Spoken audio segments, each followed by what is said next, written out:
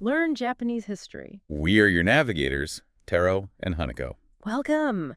Today we're doing a deep dive into, well, a really pivotal moment for Japan. Absolutely.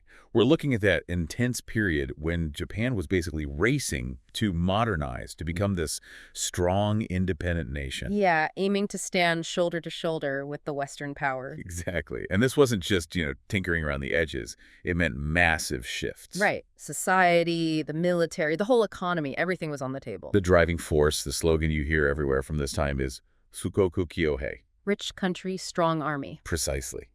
And the strategy was, well, learn from the West. Adopt their systems, their technology across pretty much every sector. Okay, so let's start with society itself. That old rigid hierarchy, it kind of got dismantled, right? With Shamin Byodo. Yeah, equality of the four classes. Legally, anyway. Hmm. The old lines between samurai, farmers, artisans, merchants, Yeah. they were formally erased. But new categories popped up? Sort of. You got the kazoku, the nobility, Yeah. then shizoku, which was mostly the former samurai, and then haimen, the commoners, grouping farmers, artisans, merchants together. And this actually meant new freedoms for people. It did, quite significantly. Yeah. Freedom to choose who you married, what job you did, things that were previously really restricted by class. Even getting a surname for commoners. Exactly. That became a universal right. Seems basic now, but it was a big change then. What about the Kaifure, the Emancipation Edict in 1871?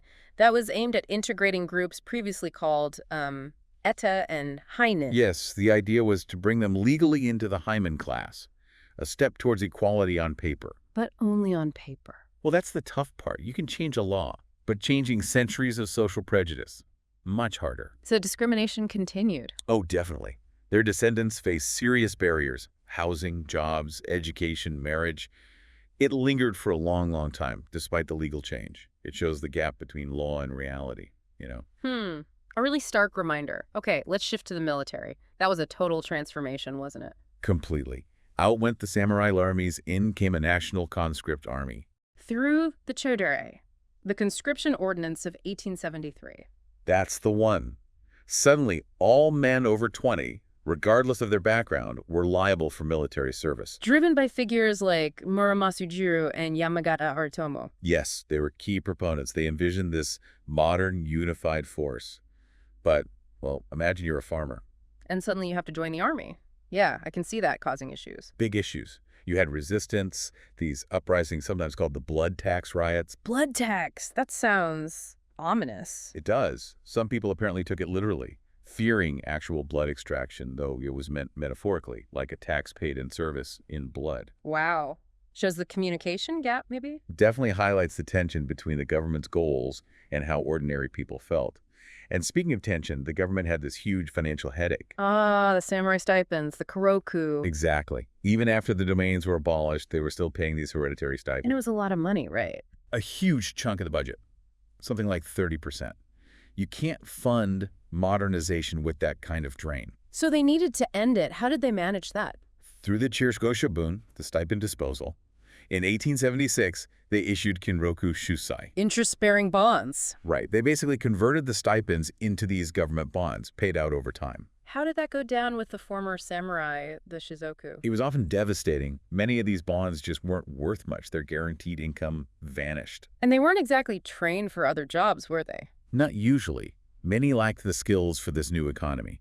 You get this phenomenon, Shizoku Nushu samurai trying their hand at business. How did that usually work out? Often poorly. They lacked experience, business sense. It's quite a tragic image, really. Highly skilled warriors struggling to, run a shop. Really shows the human cost of these sweeping changes. Did the government try to help them at all? They did try, yes. There were Shizoku Judan programs, loans, discounted land for farming, trying to help them transition. But it wasn't enough for many. For many, no. The economic reality was just too harsh. It led to a real decline for much of the former samurai class. Okay, so let's talk funding. All these reforms cost money. Big money. They had to sort out the national finances. Absolutely critical. Financial stability was the bedrock for everything else. And the old tax system wasn't stable at all? Not really. It was based on rice payments from farmers. Tax rates varied wildly from place to place. And the government's income went up and down with rice prices. Exactly. Unpredictable. So they needed major land reform first. Which involved what? Well, first, allowing land to be bought and sold permanently, So the permission was key. Then they issued chicken. Land certificates. Yes, establishing clear private ownership for landlords and also owner farmers.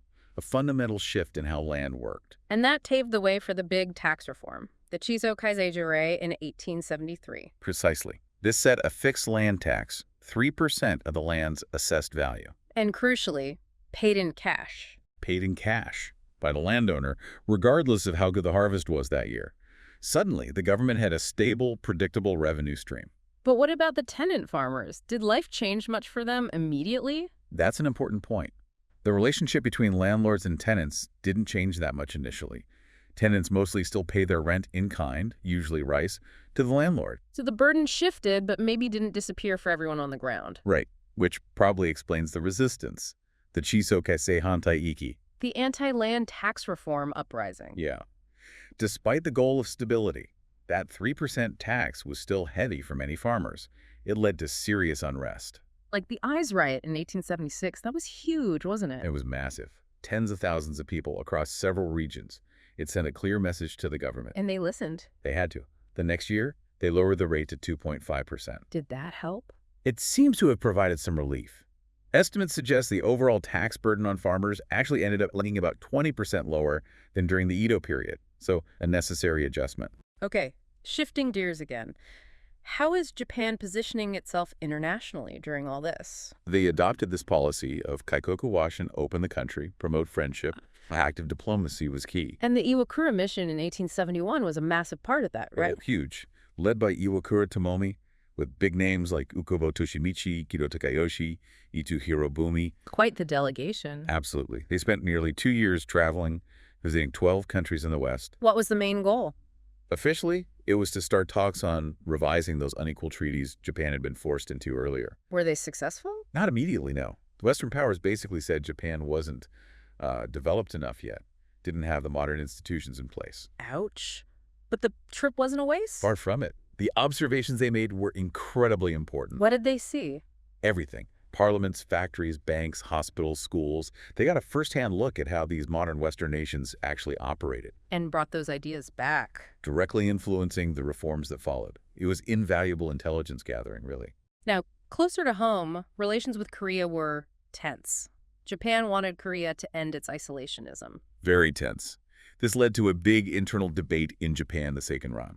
The debate over invading Korea. Essentially, yes. Figures like Saigo Takamori were pushing for military action to force Korea open. But others disagreed. Yes, especially Iwakura and Kubo after they returned from the West.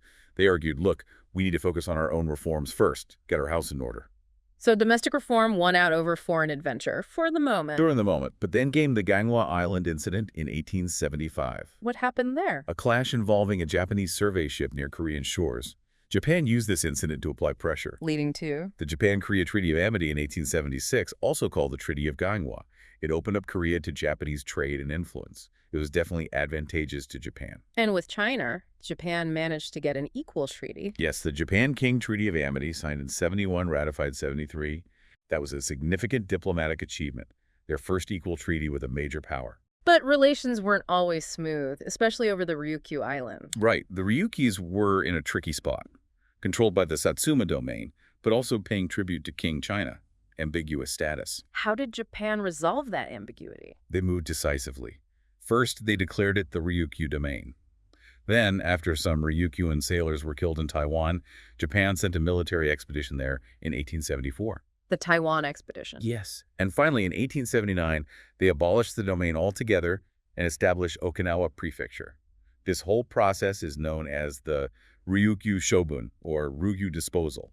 It firmly integrated the islands into Japan. Okay, and what about Russia? There were border issues up north. There were Sakhalin and the Kuril Islands. An initial treaty in 1854 tried to define things. That he needed clarifying. Yes, the Treaty of St. Petersburg in 1875 settled it, for a time.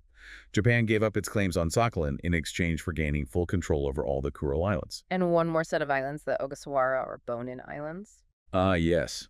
Those had a complicated history too, with British and American interest, even Perry visiting. The old Bakufu sent a survey ship, the Kanrin Maru.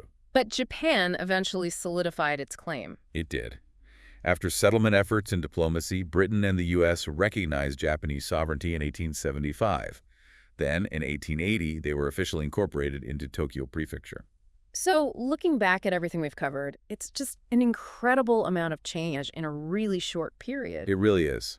Society restructured, a whole new military built from scratch, the economy put on a completely new footing, and Japan actively carving out its place in the world. All driven by that desire to become a modern, strong nation. These changes were absolutely foundational. Which leaves us with something for you, the listener, to think about. Mm. Considering just how rapid and, frankly, disruptive these transformations were, what do you think was the single biggest challenge the Meiji government faced during this time? And maybe, how effectively did they tackle it? What questions do you still have about the long-term impact of decisions made way back then? Food for thought as you continue exploring Japanese history.